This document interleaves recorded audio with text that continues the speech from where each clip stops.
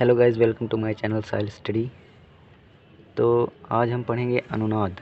Chemistry में अनुनाद पढ़ेंगे आज।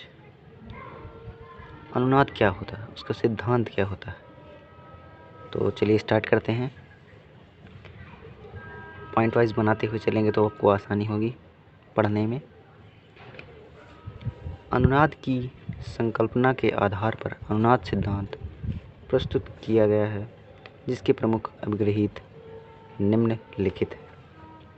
इनके अनुनाद के क्या क्या सिद्धांत हैं, क्या थ्योरी है, उनको समझेंगे। पहला पॉइंट है, प्रत्येक योगदानी संरचना कंट्रीब्यूटिंग स्ट्रक्चर में अयुग्मित इलेक्ट्रॉनों की संख्या क्या होनी चाहिए, समान होनी चाहिए।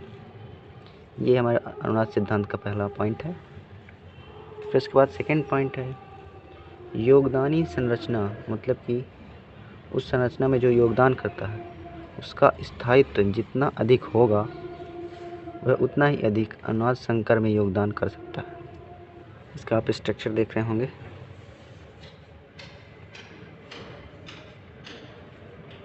आप इसमें कैलकुलेट स्ट्रक्चर भी देख रहे होंगे। इस बेंजीन में यहाँ पर बॉन्ड बनाया गया है, यहाँ पर एक बॉन्ड, एक यहाँ पर बॉन्ड। ये स्ट्रक्चर कुछ इस प्रकार बन जाती है अनुनाद के कारण।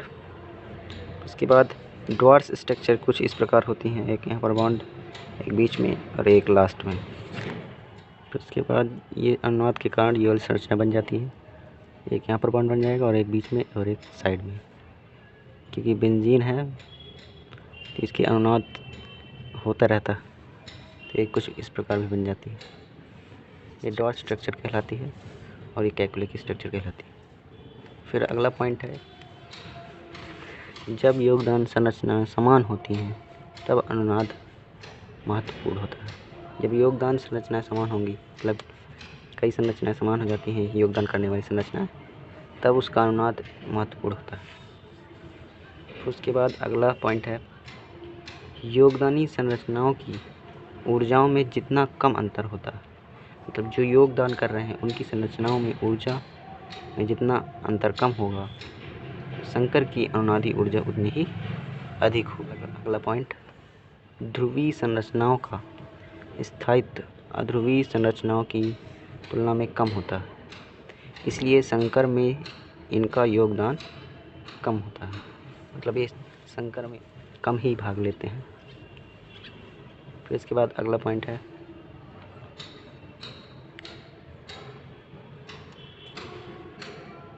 जिस योगदानी संरचना को क्या कहते हैं, कैनोनिकल सूत्र में आबंधों की संख्या जितनी ही अधिक होगी उसका स्थायित्व उतना ही अधिक होता है।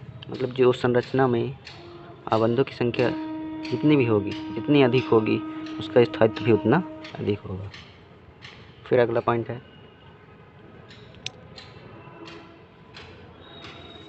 अनुनादी संकर का स्थायित्व किसी भी योगदानी संरचना की तुलना में अधिक होता है। सबसे अधिक स्थायी संरचना की ऊर्जा और संकर हाइब्रिड की ऊर्जा के अंतर को अनुनादी ऊर्जा या स्थानीकरण ऊर्जा कहते हैं। इसमें बताया गया अनुनादी ऊर्जा किसे कहते हैं।